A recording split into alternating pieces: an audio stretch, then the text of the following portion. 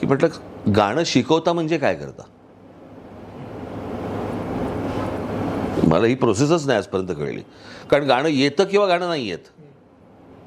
मला तबला नाही येत, मी तबला शिकू शकतो. मला व्हायोलिन नाही येत, मी व्हायोलिन शिकू शकतो. मी कोणतंही वाद्य शिकू शकतो. बरोबर आहे. सुरात आवाज लागणं हे तुम्हाला शिकवता नाही येत. ते असतं किंवा नसतं. सो तशी ती गोष्ट असते तुम्हाला. ते काय टायमिंग, ह्युमर ही गोष्ट असते. मला असं वाटतं की ती असते. आणि मला खूप लोकांनी हा प्रश्न तुम्हाला विचारायला सांगितला की जे आम्ही जेव्हा लहान होतो तेव्हा ऐकलेले की मायकल जॅक्सन जेव्हा आलेले इंडियात तर ते कसे आलेले आणि ती प्रोसेस कशी होती, कारण का ते एकदाच आले त्याच्यानंतर. नाही, मला विचक्राफ्ट नावाची कंपनी होती, आहे रादर विचक्राफ्ट. तर त्यावेळेला मायकल जॅक्सन यांची वर्ल्ड टूर सुरू होती आणि त्यावेळेला ते माझ्या परिचयाचे होते विचक्राफ्टवाले. आणि त्यांनी मला असं विचारलं की आपल्याला